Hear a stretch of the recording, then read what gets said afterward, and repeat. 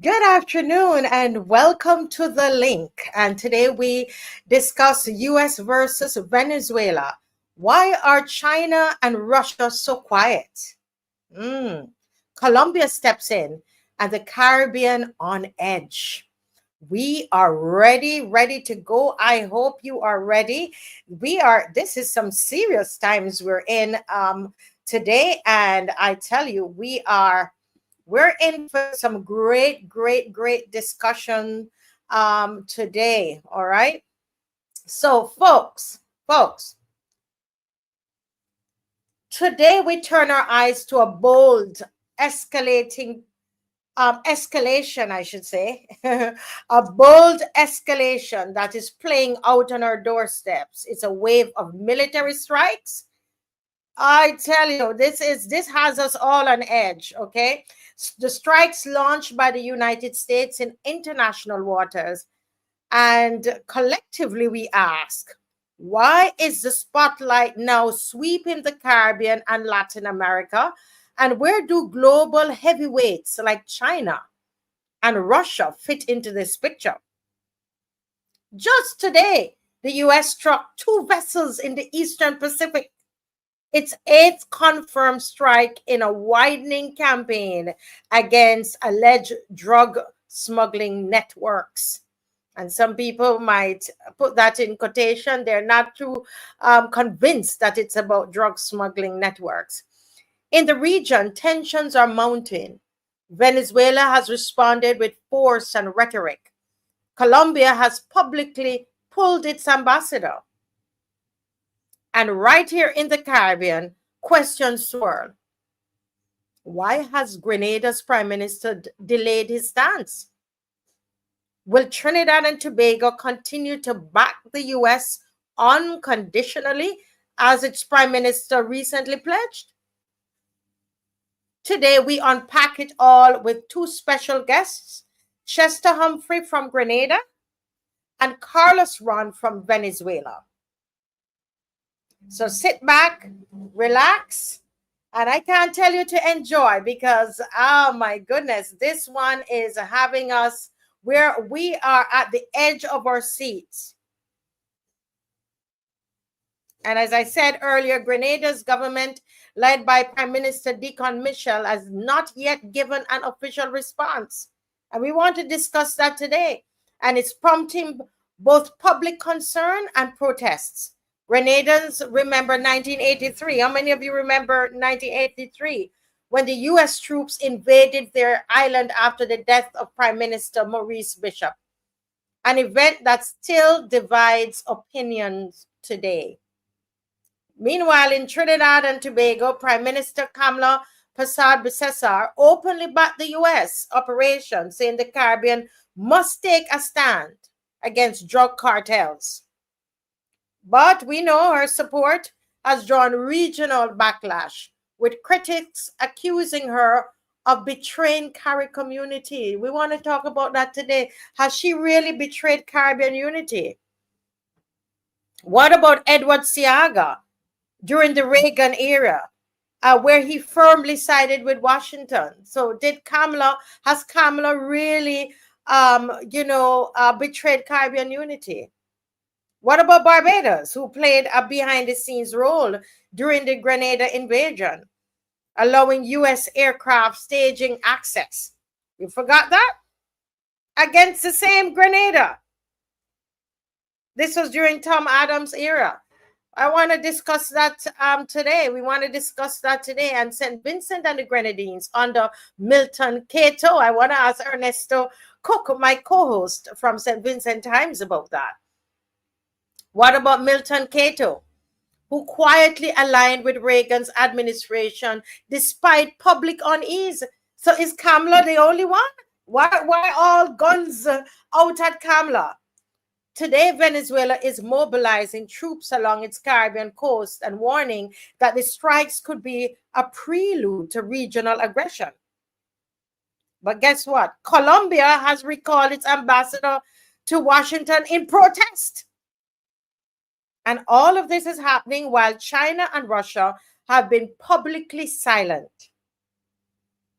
Intelligence reports suggest quiet diplomatic coordination and increased naval observation in the region, which signals that silence does not mean inaction. We're going to talk about that today. So again, we have our guests due to come into the studio, Chester Humphrey from Grenada and Carlos Ron from Venezuela. And we're going to have a really robust chat today. I can tell this is going to be quite interesting, especially as it relates to Trinidad. You know, I can hear Kamla saying, "Why is everybody on my back?" You know, Barbados supported, provided a military base for the U.S.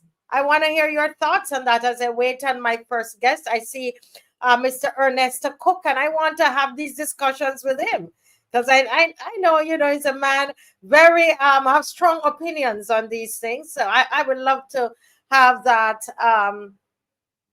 That discussion. Why is everybody out, almost like they're out to get Kamla? You know, what about Edward Seaga? As a Jamaican, I can tell you he was firmly behind the US, you know, and yeah, he was working alongside the US. Those are the allegations, and we see what would have happened in St. Vincent and the Grenadines. What about that? A lot of people are asking, what about that? Yes, let me read some of your comments. Anybody, any thoughts about that? Should we lay off of Kamla a little bit, seeing that Barbados, Tom Adams, and I mean, that has gone down in history, that Barbados provided that military base for the invasion of Grenada. And we've lived and survived that. Medical ships are needed in stemming non-communicable disease with our students and senior citizens around. I just picked up that comment. Not sure what it's about. Hi, good afternoon, Shirley. Rashid is saying China and Russia will not help him. But I'm seeing in the Jamaica, in the newspaper, the Jamaica newspaper, in the Jamaica newspaper, I'm seeing that that's not necessarily so. Because they're quiet does not really mean that there's not a lot of work happening behind the scenes. Let me see if I can get this article from the Jamaica newspaper, right? Having a little difficulty with it there, but number one said Russia is too busy fighting their own war and China is protecting their southern border from the US bases in Japan. Interesting. You know, if these are allies, I would say Maduro would probably need to take a second look there. Are these real allies, or is it that they're working in the background? Yes, I see Mr. Cook is ready. Let me. Oh, it's good to have him join us early. Good afternoon, Mr. Cook. Yeah. Good afternoon to you, Marcia. Are you hearing me? Setting up. You're still setting up. No, you go right ahead. I'm ready. I'm ready to go. I'm ready to go. Right. I was hearing some feedback there. Let me make sure. Let me make sure that that I think I know what it is. Yes, but it's better now. It's way better now. We don't hear it anymore. Yeah. Okay. Yeah. Yes. But I have, as soon as you sit in that seat, I want to ask you. I hear you on the show, and on your show too. That's St. Vincent Times, which I mean, you had an awesome program last night. I must say, but you know, you are always at Kamla. Huh? You are always at Kamla. Is Kamla the first in the Caribbean to side with the US? What about in your own country, sir? What about Milton Cato in your own country? Well, Kamla is not the first to side with the Americans, but we are living in a different paradigm. And Um, we are living in the age where politicians like Kamala would have Mm, told us to remove the shackles of slavery. And that is part of removing the shackles of slavery, not bowing to an empire. mm-hmm. So that is why I'm at her throat every Monday morning. And she is she is causing a lot of pain for her own people. And politicians don't see what they do wrong until they're outside of office, most of them. Most Mm-hmm. of them think that when they're in and they do something, it is to the betterment of a country. They say, well, I had to do it because I was the leader at that time, right? So it's when they're out, they realize the trouble they had caused for people in general. Yeah. So clearly, she's not been advised properly, but that's beside the point. Um, yeah, well, the Grenada invasion, a lot of countries took part in that, Mm-hmm. and they sided with the Americans at the time. And I don't know if you remember the chairman of the OECS at the time was Eugenia Charles of Dominica. Yes. Mm-hmm. She was the one who announced the invasion with Reagan on October 25th. Mm-hmm. And of course, the OECS nations, they don't have military forces, but they contributed about, I think it was close to 300 constables at the time to the force. Mm-hmm. And yeah, and so all of that happened. And then Reagan said that he had ordered the US forces to invade after four countries in the OECS. Of course, Antigua was one, Dominica, Mm-hmm. St. Lucia, and St. Vincent. And they were joined by Jamaica and Barbados. And he said that at the time, they had urgently requested US help in restoring order and democracy in Grenada. And he said he acted because Americans on the island, mostly medical students, were in grave danger. Of course, Mm. we know today that that was one big hullabaloo and a big lie. Right.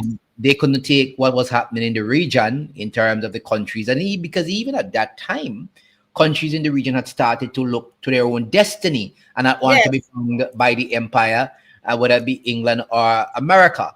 So, but that's America for you. But those countries did participate in it. It was from my understanding, listening to people like or asking people like Rav Gonzalez who have been around at the time, and Mm-hmm.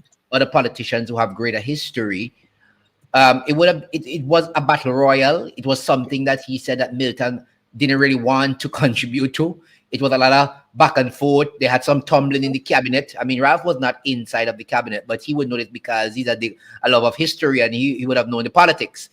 But I was hearing that from more than one scholars that there was a lot of tumbling in the cabinet, a lot of fighting over that. They didn't want to do it. They didn't want to engage in that, in part Mm-hmm. in that. But of course, when the big boys call and Right. you are eating at the trough, sometimes you have to decide whether it's you or your life. And Right. some Yeah. Yeah.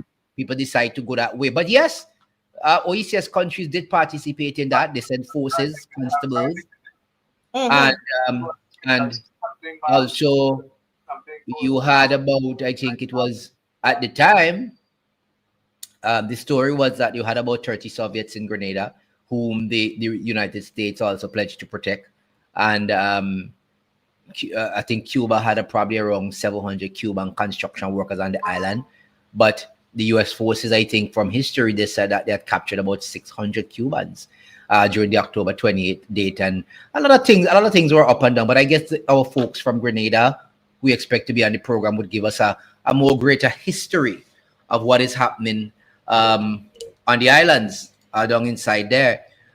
So I look forward to their contribution to the program and what they have to say, and looking forward to learning from them. But like I said, yes, these islands did participate in the force that they had on Grenada at the time. So it's not an easy thing, but that is what happens. And I'm hopeful now that we're in a different time period where our leaders that we have can actually think outside of the box. They can be more independent of thought, and also, would know how to work around such things if they are being bullied. Because I believe right now that we have to have leaders who consider a number of things. One, if a US visa is more important than developing regional what do you call it there, regional tourism, traveling within the region. So there we have to have leaders now who have to consider, is it a visa, is a visa that important, or building tourism in the region? Our people as well have to consider now and start asking themselves, is it much better to build our regional tourism or fly to the United States and give them money that we don't have ourselves in this region? Number two, we have to have leaders here also who have to start thinking, and also citizens, whether it is not more viable to start planting more of our own grown own food, selling our own food within the region, becoming a more healthy people, than importing billions of dollars of canned foods from the United States of America or the European Union. We have to start having leaders who are start thinking like this. Because the more we talk, it seems like it's the more we see the same thing over and over, where we have leaders who said we are pushing towards 2025, we're pushing towards 2026 and 2028, where we should be self-sustaining. And it's just like a talk over and over and over again.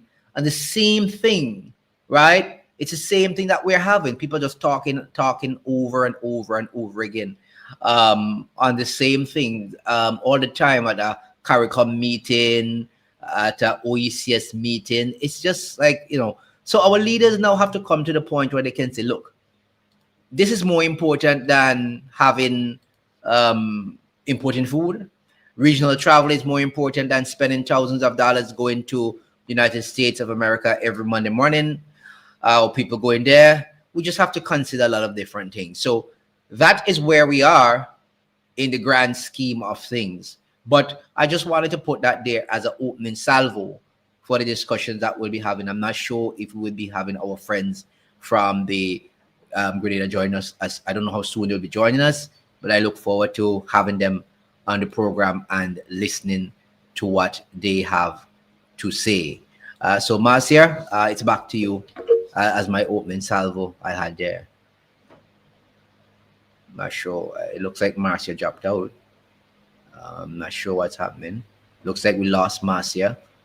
I hope everything is okay over there.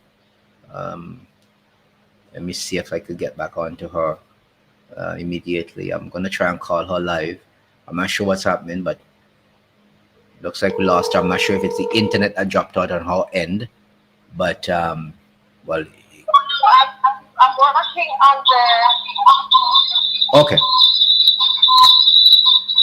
All right. It appears that Marcia doing some work in the background there, so we'll continue. All right. Yeah. So that was my opening salvo, really, and to see in terms of what's happening with our region. I have to come back to this whole issue here that I pointed out to this morning. Somebody was telling me that that there was a plane that is circling St. Vincent for the entire morning.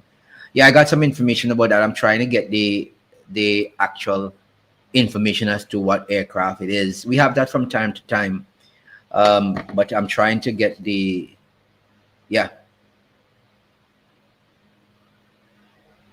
right. I'm trying to get the exact information on what was really going on. Right. Someone says, what are people even going to that violent dump for? Okay. Yeah. So so that is the situation I was speaking to. I'm back. Go ahead. Really sorry about that. I was making sure our guest was having, it's a live show, and our guest was having some challenges coming in, but I'm seeing him there, and we're so excited that Mr. Chester Humphrey is right here with us. He is Senator Honorable Chester Arlington Arthur Humphrey. Oh my goodness, his mom gave him some strong names there. Right. Absolutely. And he's the President General of the Grenada Technical and Allied Workers Union and member of the House of Senate in the Parliament of Grenada. And oh my goodness, there's so much that in terms of his work as a union president of his union, He's also the first vice president of the Great Grenada Trades Union Council, which affiliates all 8 trade unions in Grenada. He has held this post for 2 consecutive terms. So we really have a heavy hitter with us today. And without any further ado, we want to welcome Mr. Chester Humphrey. I think he's still trying to settle himself. I see him settling, so I'll wait until he's completely settled. Well, I'm happy. I'm happy to have Chester on the program. I think we will learn a great deal from his wealth of knowledge today.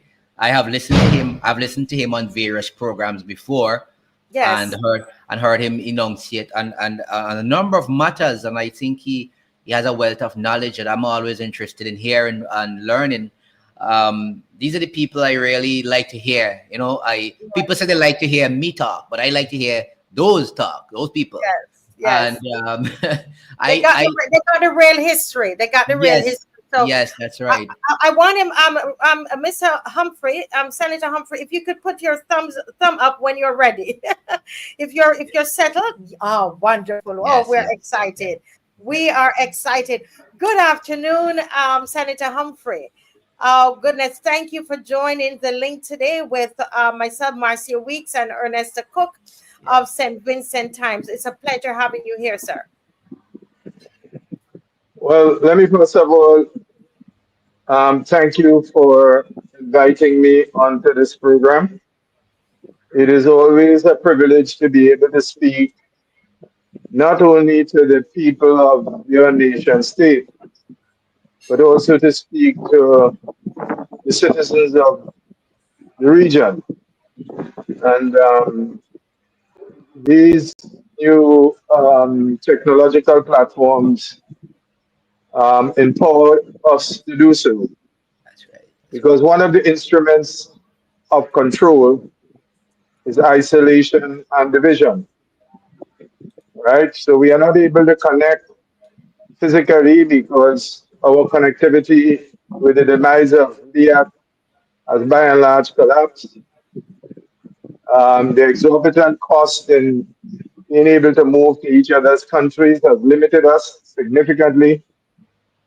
So we are very much embedded with an isolationism and insularity, and we have not been able to break loose of the harness of colonialism and slavery that has kept us ideologically and culturally apart Yes, with unfounded biases which frame our outlook.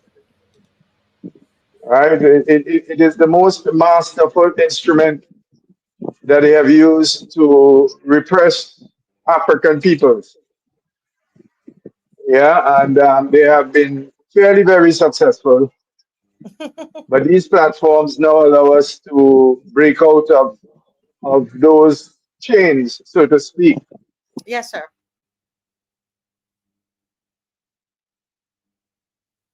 Comrade on the other side there, I listened to you in a video chat that I have circulated to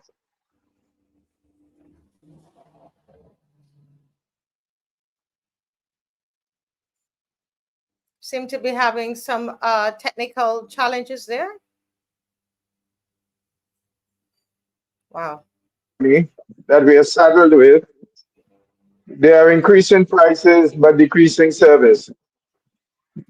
So there's an inconsistency in the internet here. So Ah, I see. I couldn't get on my laptop and I'm using my phone. Yes. Yes. Well, sir, we particularly wanted to have a talk with you concerning Grenada and what is the present state of affairs right now. I know that. Oh, look, he's it's spinning. Okay, you're muted, Ernesto. Sorry. That is the consequences of us, always having to depend on the internet coming out of the Yes. United You know States of what? America. I'm going to. I I think I'm just going to call him and let Yeah, him. maybe you should. Yeah, But We just call him because I think he has a lot to say today. yeah, we Uh, need to hear from him. We need to hear from let's him. see if we can, guys. We want you to please stay with us, please. Thank you so much. Um, Yeah, I just fell off, so I don't know what occurred a few yes. moments ago. Yeah, but you Yeah. fell off. What we're going to do, I'm sorry, if it happens again, I will just give you a phone call and we try to let you speak to us via phone, okay? But because we Yeah, you can really do so on WhatsApp. yeah, we Yeah. really want to hear you. So I was asking, I was saying that we are very interested in Grenada's stance at this particular time. We are not hearing anything official from Grenada as to their stance. We're seeing the protests, and we know that generally, the citizens in Grenada are not for this. For the airport to be used in such a way in terms of being, to house any kind of military strike, etc. But we're not hearing anything from a response from the government, whether it's yay or nay. So we just want you to shed some light on that, and also just to tell us what's the present situation in Grenada at this moment. Well, firstly, you are not alone in not hearing anything. We, the citizens, have not heard from our government. The Prime Minister has been out of the country all week, last week, and part of week before, I think. He seemed to be more always out than in. And we have heard nothing except we haven't heard anything except that on Sunday, at an event called Heroes Day, which I refer to as the Day of Solemnity, which is October the 19th. For the very first time since the demise of the Grenada Revolution, um, we are having an October Heroes event. No heroes yet have been named, but it's held on a day in which Morris and others unfortunately lost their lives in an interscene explosion that happened here. And for the very first time that we are marking this day, it's a solemn day for all of Grenada, and for the region, and for the world in many respects.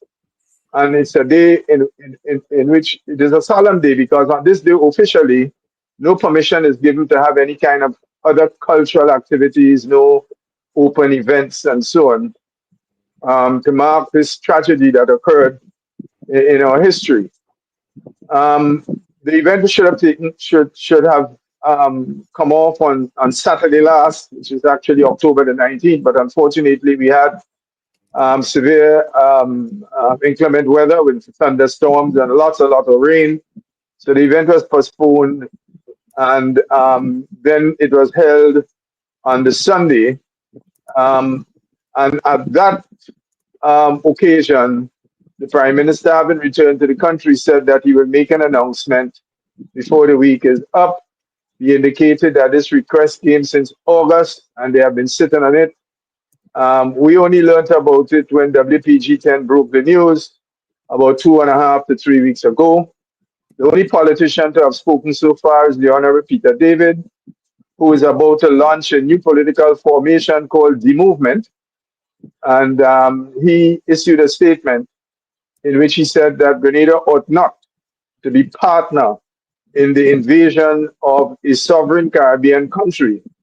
And the irony of all ironies is that the Americans, who first accused us of building a air base so that Russia could attack America, are the ones now who want to convert this base into a military takeoff point.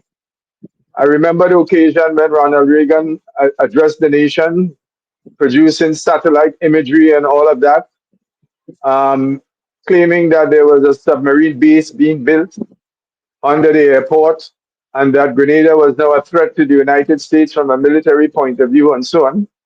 And then he claimed that during the period of the crisis, although the British confirmed that the American students or no American citizen or other citizen on the island during that period, tumultuous period, faced any unusual threat to the person, because the British did not evacuate anybody. The Canadians didn't evacuate anybody. No other Caribbean country evacuated anybody. In fact, the British Embassy informed the Foreign Office that things had been very quiet in Grenada and there's no individualized threat to any citizen. Yet the Americans committed to Grenada, the largest per capita force of military forces that the Americans have ever committed to any war. Because remember, it was a fleet that was rotating out of Lebanon at the time when they blew up an American base and killed over 200 and something Marines. It was that fleet that was rotating, heading towards Lebanon, that was diverted to come to Grenada, right? But as usual, the Americans are known to lie, and to lie repeatedly. So in the Spanish-American War, the Americans blew up their own ship in the Havana harbor and used that as a pretext.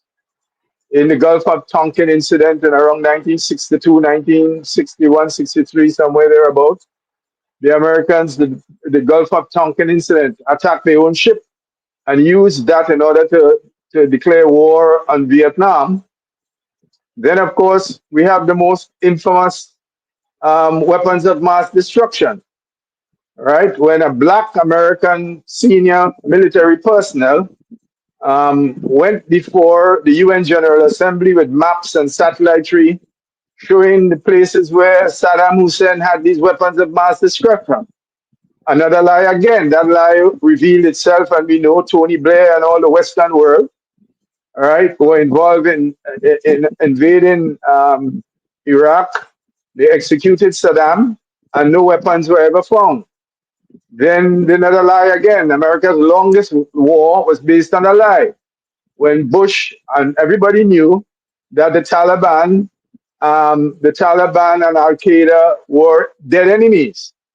Yet he claimed that the Taliban was involved in the assault on 9/11. Another lie again. And so it keeps going and going and going. Then we remember how they dealt with Noriega. They then falsely charged Noriega with drugs trafficking. They hauled him before, and they charged him, indicted him in an American court. Then they invaded Panama, took out Noriega, tried him, and had him tied up until he died in prison. The playbook in Venezuela is the same. They charged President Maduro with trafficking in drugs, and that indictment was brought in a court in Florida. No evidence presented, just an indictment on a fully trumped up charge. And as usual, America has done this. It has a history of lies.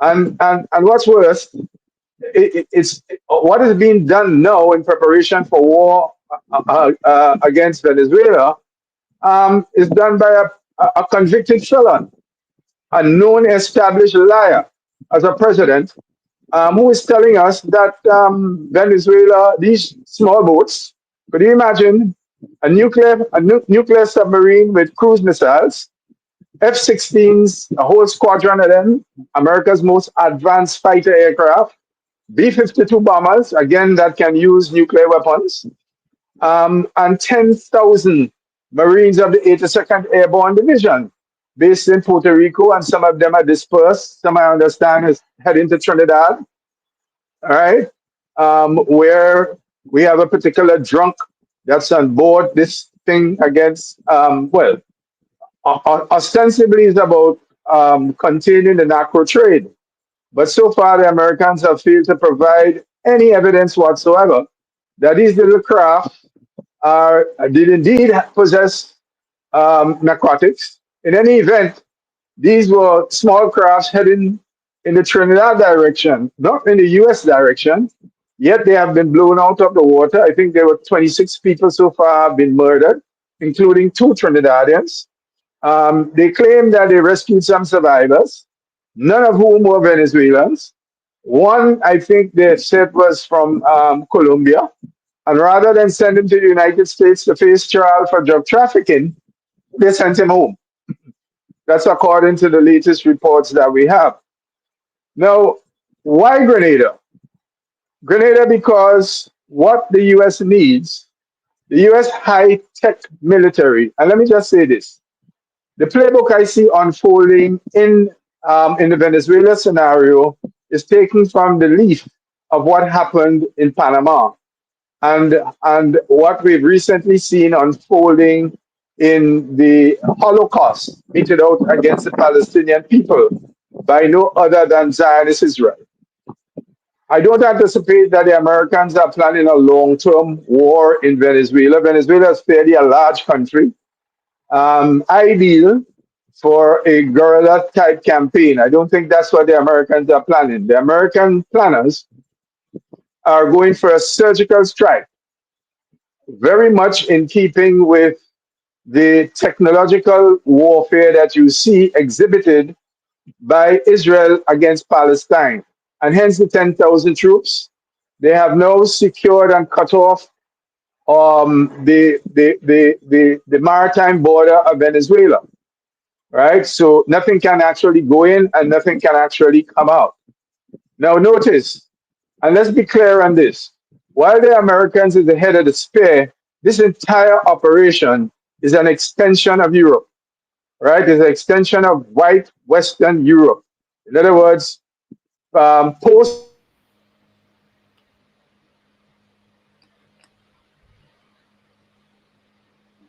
Okay, so he's stuck there, but guys, this is it's so good, Ernesto. Yeah, I, I Go didn't, right I, ahead. I didn't want to, I didn't want to, disturb him because he was really I on tell track. you. I like when I like to hear guys like these with the wealth of knowledge that I don't have, talk about the situation in a more in-depth manner. And I don't like to cut their concentration with the questions. Um, I I wanted to ask him about the whole issue of Mitchell, the Prime Minister, who had Hmm. stated that he would make an announcement, and then now I'm hearing it's Tuesday next week again. It's put off. That's what Yeah. I was hearing, and I want to ask him what is his thoughts as to does he think that the CIA has gotten to him? If the Americans has a file that they had shown in Deacon that he doesn't know about himself, because this is how they do business. They come to Marcia and they say, Marcia, hold this. You could open this and read through this. And by the time you open the file and you see what is in the file and you think that nobody knew, you just Yeah. capitulate and you say, okay, all right, all right, all right. So I was wondering if they got a file on him because it just seemed as if he's just backtracking and like because I heard him said something on a program about Grenada doesn't have a military. So when somebody brings a military question to the government, you have to think long and hard as to that doesn't make no sense to me because From August till now? no, that doesn't make sense. That doesn't make sense to me. It doesn't make sense at all. They went to Gaston and they asked Gaston basically the same question. And Gaston said, no, point blank, I have no time with that right now. Not yet. So I don't see why Deacon is still going around the Mulberry tree talking about, this and that, we don't have this and we don't have that. So I'm just wondering, these are genuine questions that people are asking now. Does the Americans have a file on Mr. Mitchell that we don't know about? Are they threatening him? Are they saying that we will cut off some kind of supply to Grenada, something he's getting from America? I don't know if they're getting anything. I know that, and I made mention of this before. There are several countries in this region that has the CBI program, right? Which Mm-hmm. gets a wealth of money to run the economies without borrowing a lot of loans, right? And I noticed that out of the last set of reports that came up in the Washington Post, in the New York Times, whatever it is, I would see Antigua name, I would see St. Kitts, I would see St. Lucia, I would see Dominica, but I would not see in Grenada. And I was kind of wondering, why is it that they're leaving Grenada out of the loop? Because they're a CBI country. And now I understand why they were leaving them out of the loop. Because they were actually baiting them. Look, we didn't put you in this, so you have to pay us back in kind, So I'm wondering if all of these things were discussions that were taking place behind the scenes, which we don't know about. And now that time has come, you have to play this kind of game, wait and see thing with him, and if it's something they're working out behind the scenes. I don't know, Marcia. It's just genuine questions everybody has, because if someone make a request for you to use your country to put down a radar facility, which will be used basically for the invasion of another sovereign nation, it's a simple yes or no question. You say, listen, boss, me and then that. Sorry, we ain't getting involved in people's sovereign matters. You could do your business however you want to do your business. Trinidad is close by. You could put 10 million radar in Trinidad if you want to. So, but we're not hearing it. And Deacon's, I don't know what's going on in his head. I don't know, but very, very strange response. yeah, but I see Senator Chester Humphrey is back, and we're gonna go. We're gonna get him right back The on. internet is back. Yeah. So let me just finish what I was saying. The American strategy in Venezuela is a surgical hit. Right. And Maduro and the top echelons of the Bolivarian revolution have got to be very, very, very careful. As at the moment, because Trump has made it clear that he's instructed the CIA to get inside Venezuela, make preparations for taking out the government, and of course, he's going to take the oil. He said so from day one. He's not interested in a long stay. As he said in Iraq, they would not have gone in and stayed that long. They just go in and seize the oil. And so this is what is motivating this, and this is what is playing out here. So we can expect a surgical strike. No, the problem the Americans have is that the American military planners quite often don't get it right. So they may discover that this surgical high-tech operations that they are planning for Venezuela may very well go wrong. Wow. The question is, why do they need Grenada? There's a suggestion that they could go to Trinidad because they have open political invitation. But you've got to understand, the purpose of having a nuclear submarine is the use of cruise missiles. Now, these are very sophisticated, highly accurate munitions, and it needs, and they are guided. When the submarine is just the cover for launching an unexpected attack from an unknown location. Okay, and the speed with which these things travel and the short distance with which they have travel give you a counter strike of interception almost impossible. That's why they have a nuclear submarine. No, these things are guided by satellite technology.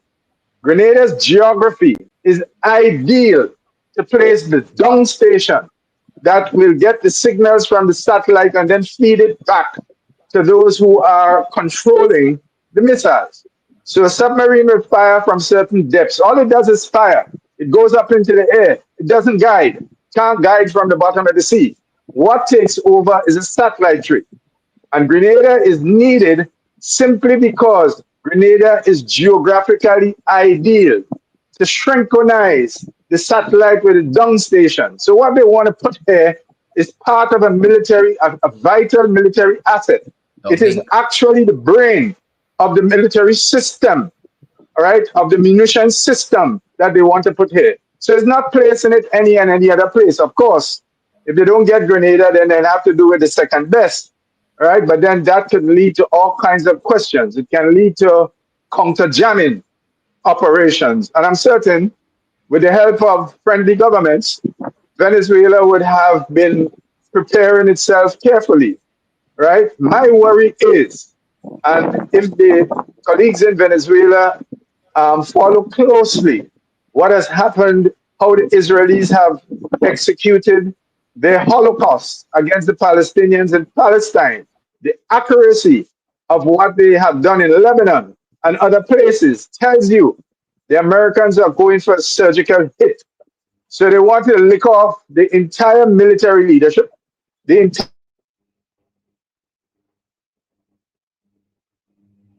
Americans are planning here, they are just despair. Make no mistake, the last announcement of the Peace Prize going to one of the prominent opposition persons in Venezuela, primarily a woman, who is an extension of the Zionist movement, who has been calling for the invasion of Venezuela, who has been calling for increasing sanctions against Venezuela, and who has been praising Netanyahu. Notice, she has received the Nobel Peace Prize. And the reason for giving her the Nobel Peace Prize is that they are sanitizing her so that when the time is right, they can then announce that she is recognized, having taken out Maduro and so on, she is recognized now as the legitimate interim president. That is what this is all about. This thing is well coordinated and planned.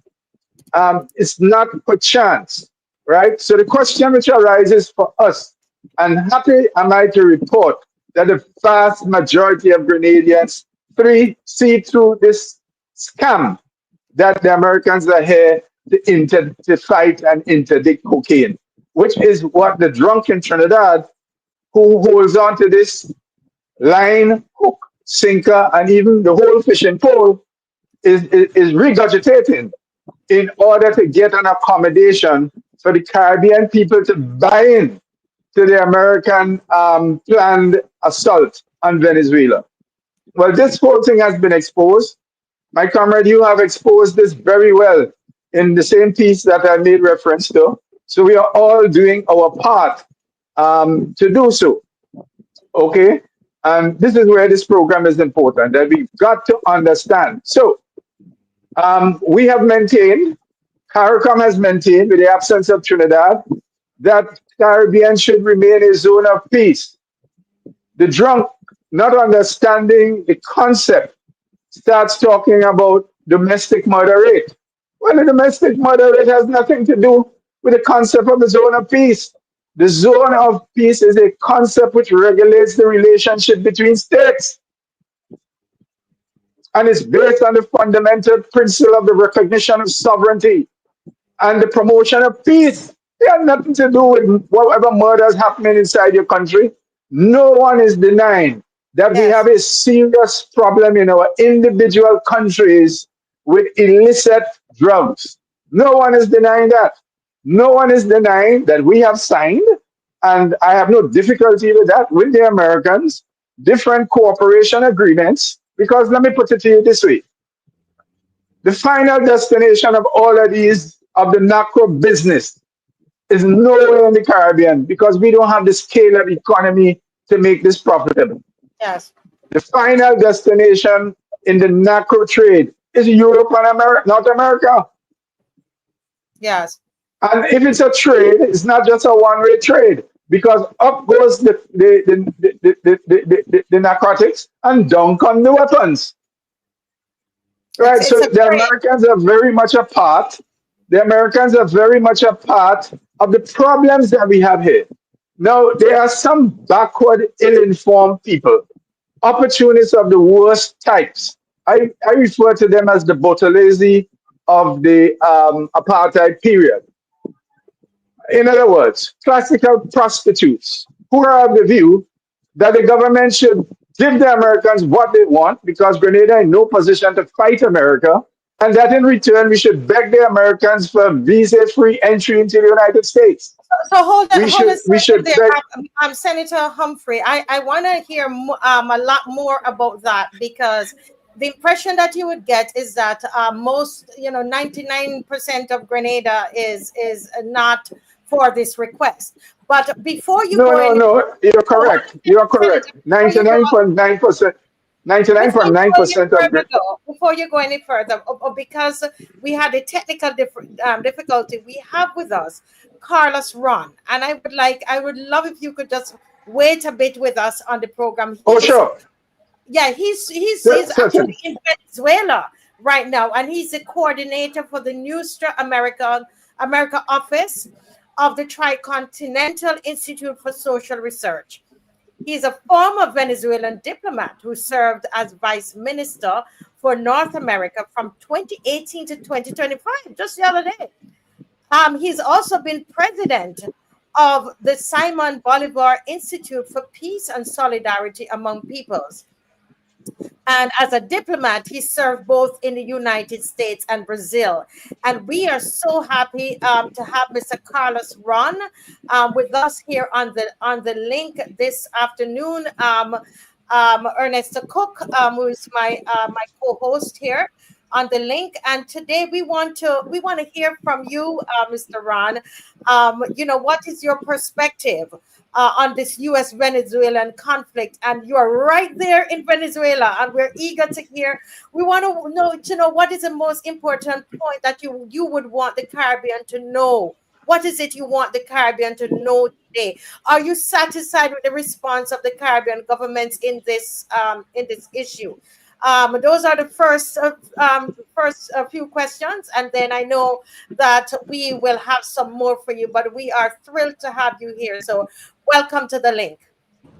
Well, thank you very much, Marcia, and it's an honor to be here with your distinguished guests. The first thing I have to say, I agree with some of the words I've heard. I'm sorry I came in late into the conversation, but I agree that primarily this is a regime change of operation. This is not a drug issue, as we all know. International reports say that drug trafficking towards the United States is about 87% on the Pacific Ocean, not on this side of the world. So we know that when you deploy all these military equipment and operations, obviously there's another purpose to this. We also, because we are part of Latin America and the Caribbean, we know the history of our continent. It's for over 200 years. It's been a history of intervention. I don't think any country in this region can say that it has not seen at some point some attempt of intervention. You asked me what I think the most important thing is, for us to discuss with our brothers and sisters in the Caribbean. I think it's that what's a risk here is the peace of our region, because an intervention in Venezuela would definitely have an outcome. Of course, Venezuela would be ready and willing to resist, but any country would be willing to resist a foreign invasion. But then how this is going to play out in for the rest of the region, how just this size of military operation. I mean, the notion that was just mentioned before, the importance of this being a zone of peace. It's been so hard for us to achieve this. I mean, there was such an effort to during the last several years to try to appease the process in Colombia, the internal conflict in Colombia, so that we can declare this a continent that is free of armed struggle. We can't allow this to go on again. And I think that obviously I would like every country in this continent to take a stronger stand against U.S. intervention. But I have to say that denying access for U.S. military to deploy equipment in different zones of the Caribbean, I think is an important position and something that we respect as Venezuelan citizens. And I think that's what we should aim for. To really raise consciousness about the damaging effects that this will have. I mean, we're talking about migratory problems, because of course any armed conflict leads to a surge in migration. If that's their main concern, as President Trump has said, that is the most important problem in the country, then you got to think about what a military intervention would do to migration. You have to think about the environmental damage that a military intervention does, and of course, what it means for everyday people. And one of I close with this, but one of the most horrific things that is going on is that we're seeing an operation in the Caribbean, and now apparently in some parts of the Pacific too. But we're seeing this operation where people have been murdered because there has been no process, no judicial process, no interdiction, no way to know what was in the ships, who was transiting in those ships. Were they migrants? Were they fishermen? Who were they? We cannot allow, as a civilized world, for international law to be violated to this extent. Yeah. I thank you so much for that introduction there. Ernesto, I believe you have a question for Mr. Yeah. I will. Well, thanks for coming on. Really appreciate it. I was just really looking forward to hearing from on the ground in Venezuela as well. One of the things that I'm concerned about is the response of Caribbean governments or CARICOM on the issue. Um, it's been a divided one. I've seen it. We've seen it. So I am trying to get from you. Are you satisfied with the response that you've seen from CARICOM as a whole, or Caribbean government on a whole? Are you satisfied? Well, like I said before, I think we hope for a stronger position in this, because I think it is important that always Yeah. that to denounce any sort of military action. In particular, I've seen some important positions. I know Antigua and Barbuda did not Yeah. accept this military intervention, for Right. example. And then you can contrast that with the case of Trinidad and Tobago. Now, in the case of Trinidad and Tobago, it's unfortunate that they keep on using the excuse, the pretext of drug trafficking, as if this is what's really going on. And I don't deny that there is, of course, in the region, the drug trafficking is an issue, but this is not, it's not the main place where it takes Yeah. place. And unfortunately, I think Trinidad right now just realized, because two other fishermen, I believe, were, lost as part Yeah. of this operation, how, the human cost of this. So I think that should call everyone to reflect on why they need to take a stronger position in stopping this type of operation. I mean, Venezuela has always been ready to cooperate with drug interdiction, with whatever, but not, but you cannot force this. And again, this is not the real issue. If this was the real issue, there are other ways to deal with them.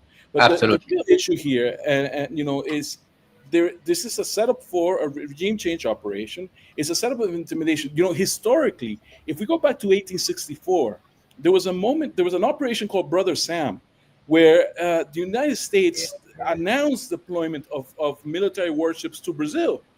And that was a green light for the Brazilian military to overthrow President Goulart. So when we see this operation coming, when we see that how it has no relation to where the actual drug flows are in the region, you understand that this is something else. As the previous guest was saying, the issue of the Nobel Peace Prize to leader of the opposition, just to show that this is part of a build up towards that. I think at the end, the United States is looking for some sort of internal breakdown in Mhm. Venezuela. This would scare the Venezuelan military, or this would cause some sort of commotion. But that's not reading the reality of Venezuela. I, Uh, mhm. Yeah. I have two questions I want to throw at you. And you could answer them however you wish to. One is because there are some questions about who is supporting Venezuela, or where would Venezuela get any support from. If you had heard Chester earlier, Chester had mentioned that people in Grenada are saying, some people are saying, well, why don't you just give the Americans what they want, because you can't beat America. That's what some people would say on these small islands. So I just give them what they want. So here's my question. Is there any support that Venezuela can expect from China, Russia, if there's actually an intervention? And also, on top of that, there's a question that is popping up in my space where people talk all the time.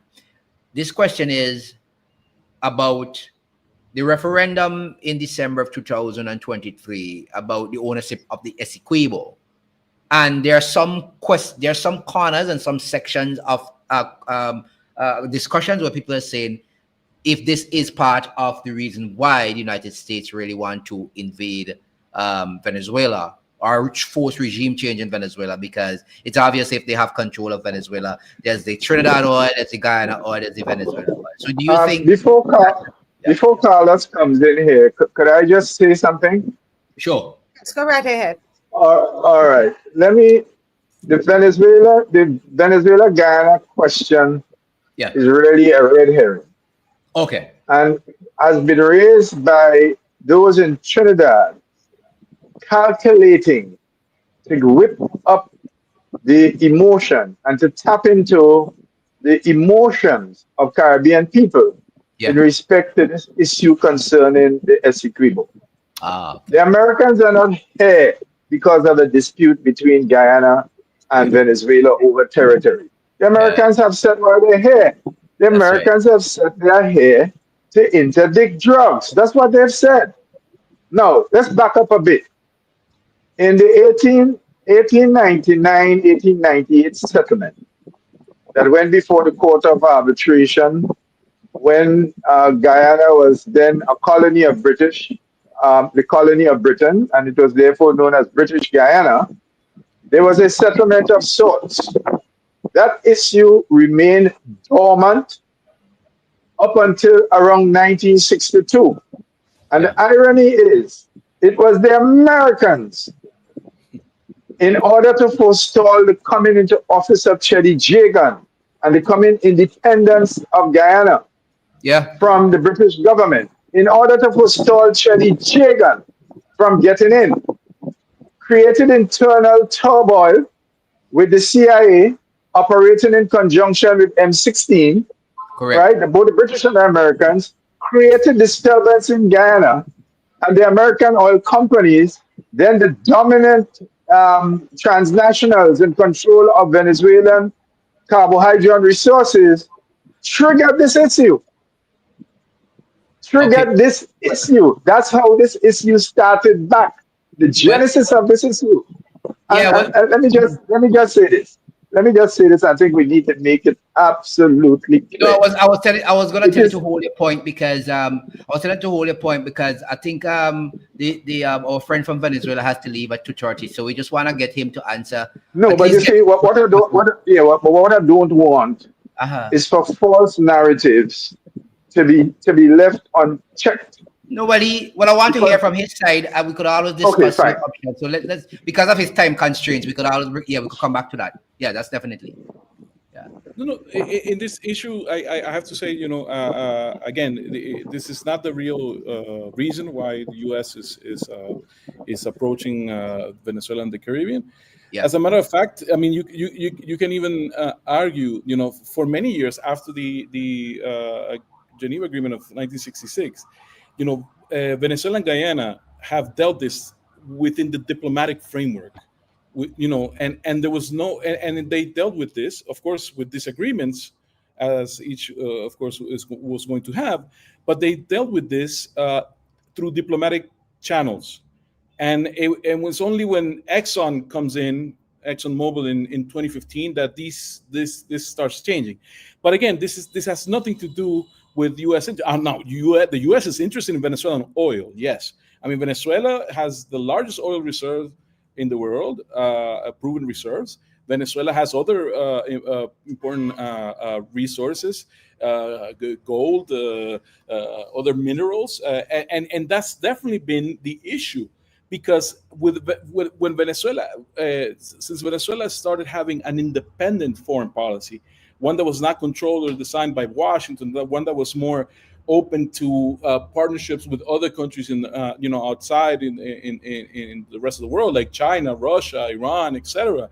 That definitely affects the U.S.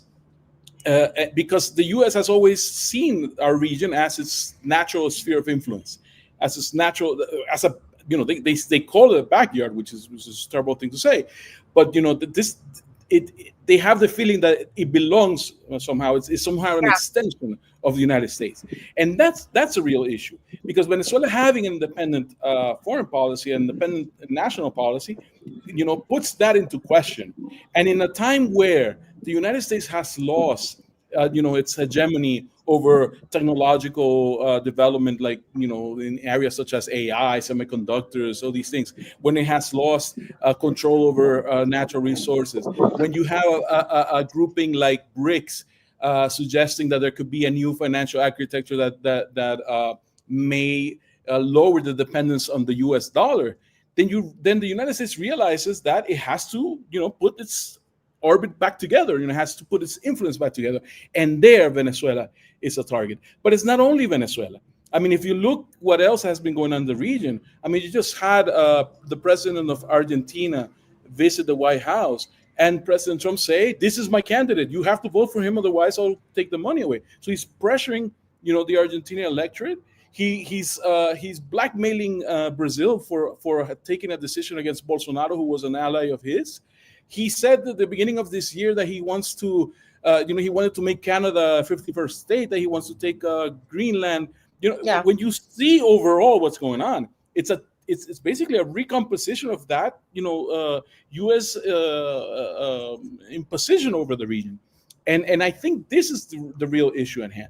You asked about what other countries coming into the region. I think that's precisely what we have to avoid, and we must not think of this issue like in Cold War terms. Oh, here you're gonna split up the world in friends and enemies. No. I think we have to preserve the zone of peace of the Caribbean for sure. I think we have to.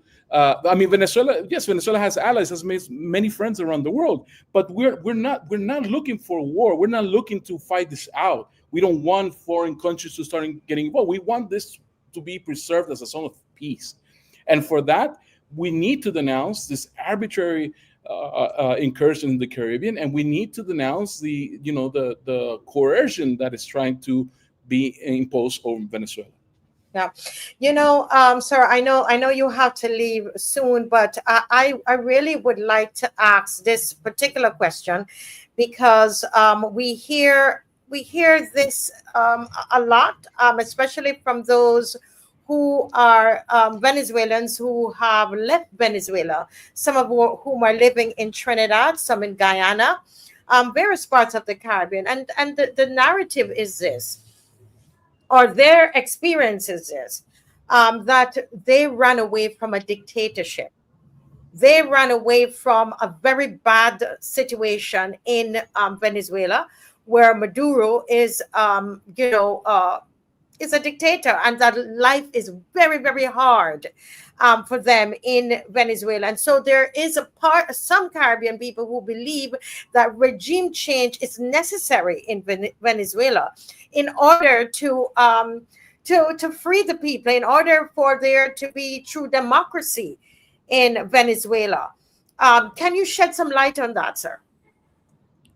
Well, first of all, anybody that thinks that a military invasion is going to somehow improve the life of the country must not have been paying attention to the last, 20 years of world history. We just had a tragic occupation of Afghanistan. We can go Iran, we could go to other places, but even our own history in Latin America has shown that U.S. invasion and takeover doesn't necessarily bring a golden era of wellness. Second of all, I think we have to understand that there's a buildup of narratives against Venezuela because of the reasons I explained before, because Venezuela set out to have an independent policy different from what the United States says. So throughout all these years, they've been accusing Venezuela of a whole type of different things. But who are we're talking about now the people who have left. Like I had someone who we interviewed from Trinidad, and it's a Venezuelan, and it's saying something totally different from what you're saying. She was on the program last week. Well, yes, but see, you have to understand, a country that gets hit with sanctions, where about 90% of your income gets destroyed because of U.S. sanctions. Of course, it's going to have economic problems. Of course, it's going to have some sort of tension. I don't agree with this idea of persecution or political persecution, because I think that is part of the narrative.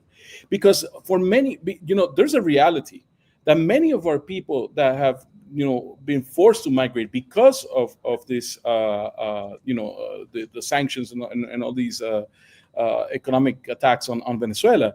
One of the things they look one of the tools they employ when they reach some of the countries is to say, well, if I claim to be part of trying to escape a political persecution, that would ease my way into establishing myself in a new living. This is exactly what happens in the United States. People come and just claim asylum and then try to ease their process. But regardless of all this, the issues of Venezuelan democracy, the differences that we may have with Venezuelans with our peers, they cannot be solved from outside with an intervention. They must be solved within Venezuela. Within, We have a system. We have an electoral system. We have different tools. But in any case, none of this can justify a military intervention on Venezuela, the forceful overthrow of the government. And again, nobody in their sane mind can think that a military intervention against Venezuela could somehow improve the conditions of living of anybody in this country. Yeah, one of the viewers has a comment there, because again we've been doing these shows, and the Venezuelans that we've had the opportunity to speak to are those that have left Venezuela, and the picture they paint of President Maduro is one as a monster. The narrative is that he's a dictator, and not just what we're hearing from Trump, but we're hearing from Venezuelans. Can you what can you say to our viewer here who's genuinely asking a question? Well, again, I think this is part of a narrative. I mean, obviously, you don't necessarily have to, agree with the policies of someone when they're within a democracy. So you're always going to have in Venezuela people that are on the opposition. But what's interesting is that there are many people in the opposition here, living here in Venezuela, Yes, that would come and say, that they have joined the National Council for Peace and Sovereignty and said, even though we have differences with President Maduro, we are against an invasion, we are against a military operation in Venezuela because we want to defend our land. And whatever issues we have, we solve amongst each other here in Venezuela. So I think, I don't think there's an important support for President Maduro. It's a process that has been going on for 26 years. First with President Chavez, then continue with President Maduro. It's a very popular support. There's a lot of popular support. You have to. Anybody has to see that. You see it with the communes, the growing structures of people's power on organizing and backing the government. Even the enlisting in a militia to defend the country in case of an attack.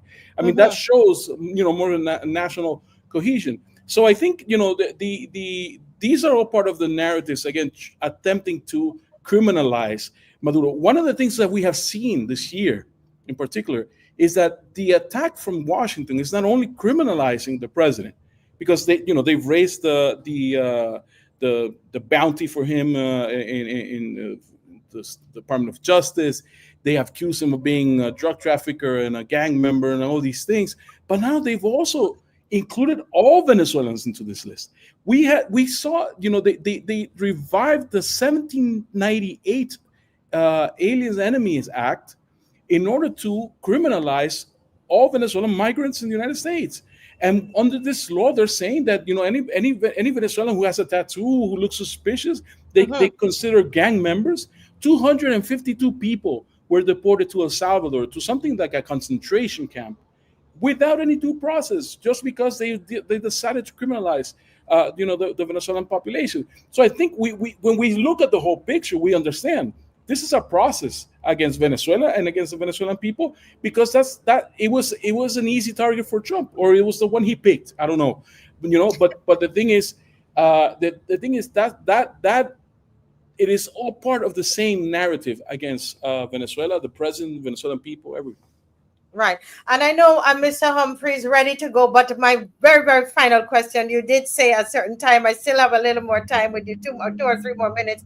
Let me ask you something about China and Russia, because there's also the thinking that, well, who is coming to save you now? China and Russia. And I'm just being very blunt with you today, because we have you on the program and we want to know what's the sentiment in Venezuela? Do you feel that China and Russia are going to come to assist you just in case Trump said, brings the troop on the ground and comes to, invade Venezuela? Look, like I said before, I think the sentiment is that we don't want a conflict. that we're not asking for anyone to come in and participate in a conflict. We want to avoid this idea. You know, Mhm. the fact that we've had very good relationship with both those countries. Both those Yeah. countries have had a firm stand in international fora, and have said, we are against the hostilities towards Venezuela. We're against any violation of Venezuelan sovereignty, but we're not looking for a military conflict. We're not inviting anybody to come and to be part of a military Are you conflict. We're looking for preparing? You're not peace. looking for it, but Yeah. are you preparing? Oh, Venezuela counts on Venezuela. Venezuela counts with our military, with our people, with our armed force, with our weapons. That, because that's, at the end of the day, that's who you count on. You rely on yourself. You don't have to. We don't have to call for anybody to come in. But I think what I would ask, though, what I would say is that anybody in the Caribbean, anybody in the region, must take a stand against military intervention in Venezuela, because it's an aggression against all of us. Disrupting peace in Venezuela is a disruption for the whole region.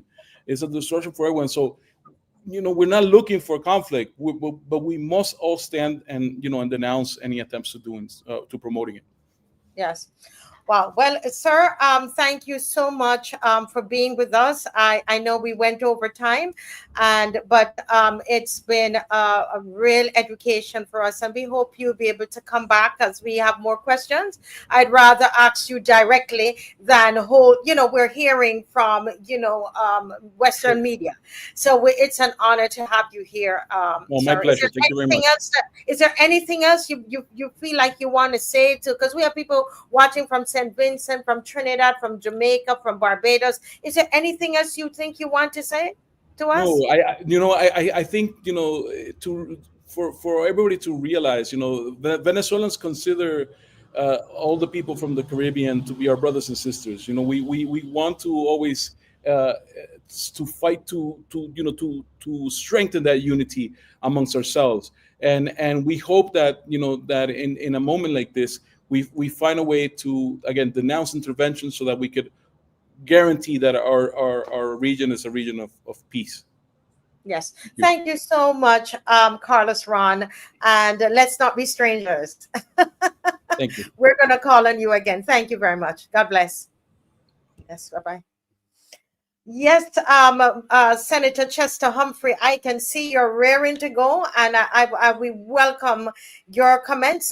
For those of you who are just joining us, Senator Chester Humphrey is Grenadian, and he's been giving us a lot of information, lots of education coming from this man. So I'm just gonna shut up and let him go. Go ahead, Senator Humphrey. Yes, thank you. Just to say to my Barbadian neighbors that as General Secretary of the Caribbean Congress of Labor for two successive terms, my office was in the NUPW building. Ah, And yes, so I two used to be in years. Oh wow. Barbados almost every other week.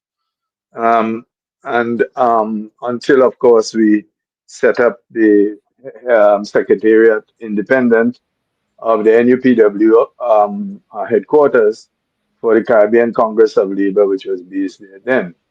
Also, that my brother-in-law, that is my biggest sister, husband is Barbadian, and I have very good and working close relationships with the Barbados Workers Union, Soroy, Bobby Morris, Yes. Bobby Clark, Bobby Mhm. Clark, David Commission, David Denny. So a whole stream of people in Barbados. And of course, I served as chairman of the LIAT group of unions when year then chairman Dr. Holder was chairman of LIAT.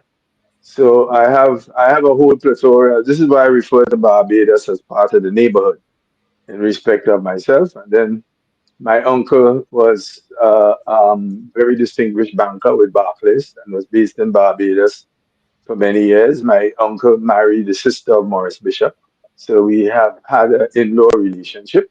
Yeah, so I just thought I would say, as you described me, that I am part of the Barbados neighborhood, and that neighborhood just extends in Well, Grenada. well, So I just we're thought I would totally make that happy. known.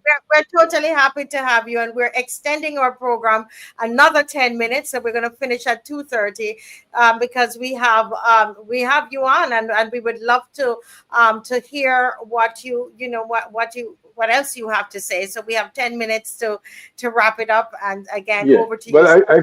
I think it has become manifestly clear by the work like people like yourself and Ernesto have been doing that what we're witnessing unfolding by the Americans here has very little to do with the narco trade and much to do with the American preparation for a military intervention.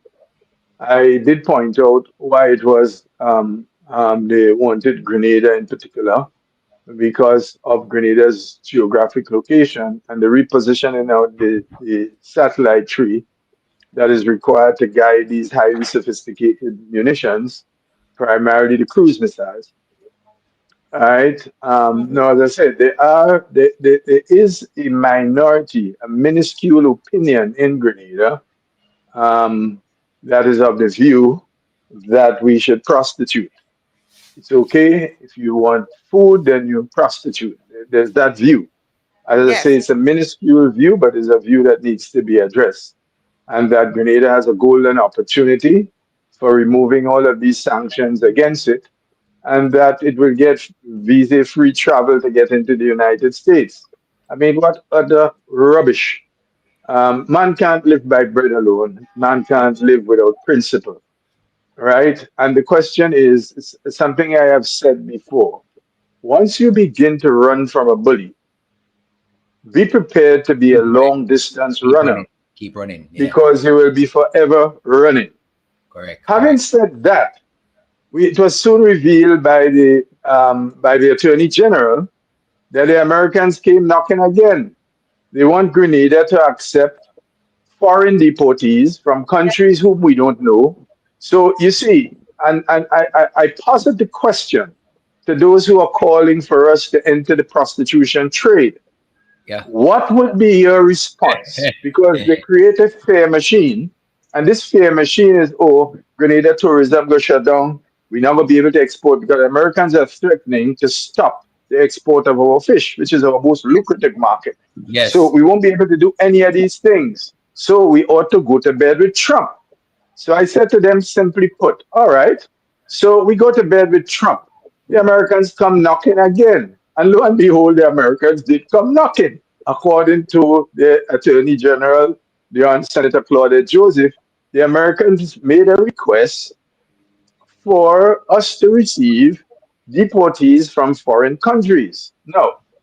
So the individual who was spouting this unprincipled, opportunist, prostitutional philosophy, I said, so what would you do when the Americans come knocking? And indeed they did. What would be your response? And his immediate response is, no, no, no, no, no. Grenada can't take anybody else. We are a small country. And so I said, but my friend, I said to you before, if you start a run, be prepared to be a long distance runner.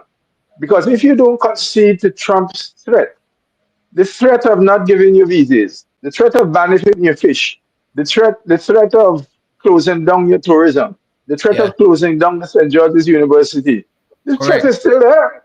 Correct. So if Correct. you don't comply, does that. And I say, okay. So you comply with that. The next request is Grenada to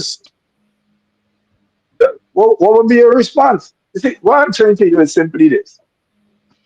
There comes a time, and I don't want to be gender biased, but I'm just speaking the way I know. There comes a time when a man or a people have to stand on principle. There Yeah. comes a time when, so for example, during the struggle, the anti-slavery struggle, there were slaves who did not want slavery to end. Those Correct. who were the house slaves, and Correct. those Correct. house slaves who were close to the master, Yes. came up with all kinds of fears. Well, if slavery ends, where are we going to sleep? How are we going to get food? What is going to happen to us? Blah, blah, blah, blah, blah. And they stood against the abolition of slavery. Let's move fast forward to apartheid. The Botolezis, right, formed an alliance with the apartheidist government to block the dismantling of apartheid. America blocked the dismantling of apartheid. The British blocked the dismantling of apartheid. But you know what? Apartheid was removed. Apartheid was dismantled. Of course, of course, um, oppression. And for those who believe in the philosophy of a superior race, and that is all of Western Europe, are of the view and they recalibrate themselves. So that while the worst features of apartheid in its political sense has disappeared, but its economic sense has remained. And the challenge for Africans today is how we dismantle economic apartheid, Mhm. right? But the fact of the matter is, no one can doubt that the step forward to gain our freedom when Nelson Mandela came out of prison and assumed the presidency. This was a great moment. It was Yeah, not the final moment. We still have to continue the struggle. correct. We still have to continue the struggle until Western Europe and its extended enclaves, built on slavery and native genocide, because that's how Australia came into being. They Yep, committed genocide and a holocaust against the Aboriginal people. They did the correct. Mhm. same thing in St. Vincent. They did the same thing in New Zealand. They did the same thing in Canada. And they did the same thing in the so-called United States, Yep, right? And so the question is, where do we stand on the horizons of these issues? And therefore, there are greater principles. And we ought not to face the future with fear, but to face the future with confidence, driven by principles. And what better principle is there than the principle of respect of the human dignity of man? There is no greater principle, right? And the relevance and the profundity of the principle of of the Caribbean being a zone of peace. It is precisely that principle that Dr. Ralph Gonzalez invoked and was able to get an agreement in Argyle. Not a perfect agreement, not a foolproof agreement, but an nope, agreement nonetheless that has settled the situation yep, between Venezuela and Guyana, such that Guyana still exercises sovereignty over the Essequibo. Venezuela still makes the claim, but there is no case of war between them based on this principle. So when the drunk talks about Caribbean never knew peace, and we can't subscribe to that principle because we have crime. I was clearly mean, joke. no, I expect a drunk to think that way because Yes, they're drunk. Oh yes. God. They're I drunk think Oh because no. this My principle, goodness. yes, Aubrey. this Oh, this principle, just to hit this it right. principle has absolutely nothing to do with domestic murders, Just to hit the hammer right right? on the nail head. Has absolutely nothing. You see, we are facing an existential threat to our region, and therefore we have to call a spade a spade. Spade is I, spade. I will not be imprisoned by diplomatic niceties. I'm sorry. Well, not that I'm sorry, but I won't be proscribed by diplomatic niceties. I calling a spade as I A see it, spade. and I Yep. call in those treacherous leaders amongst us. And let's be clear on that. I will not engage in the tomfoolery of the Caribbean people. We are still in the throes of the march of emancipation. We are at a different phase in the Yeah. emancipation Um. process. Yeah. Well, I have to Yeah. leave. Um. I have to leave Well, and like and and myself and too, I have to and leave as um well. Well, yeah. well, let's officially close the Chester program. has to come back for part two. Chester has to come back for part two. Definitely part two. And Um. yes. I want to say something. Chester made a very, very important point. But you gonna say I something first and don't say anything afterwards. I no, just no, we're finished. We're finished. I keep making this point all the time on videos I do. You see this house slave issue that we're in, we need to get out of the house slave mood. And also, I said before Chester came on, I'm not sure if Chester heard me, I said that we have to have leaders now who will have to consider if a visa to the United States is important or if rebuilding regional travel and regional economies is more important. I also said that we'll have to have leaders now who will consider if planting our own food on these rocks that are so fertile, right, is more important than bringing in billions of dollars worth of unhealthy food from the United States of America, sending out billions of dollars that we don't have in the Caribbean. That is the kind of leadership we want right now. Leaders have to start using their minds. They have to start thinking, visa, we can leave the visa behind. We can travel in the region and build these economies. Plant food, abscond the unhealthy food, because they're the same leaders who come back and tell you, that hypertension, diabetes, and all kind of non-communicable diseases are high in the region. I have to spend so much money in the healthcare system. You know why? Because we're importing the dirty food. I'm up north in tins, in tin can. That's what we eat into. But we could do better than that. So that's the kind of leadership we want. No. So Humphrey's right on the ball. Right on the ball. No drunkards, no traitors, sober-minded people, no house slaves for leaders. Absolutely. Thank you very much, Chester. I got. Well, thank you all so much, and Chester, we'd love to have you back because I want to know what you call Edward Seaga, what did you call Tom Adams, what did you call all of these others who took principal positions. They took positions with the U.S. So I want to have that conversation because it's not just Kamla.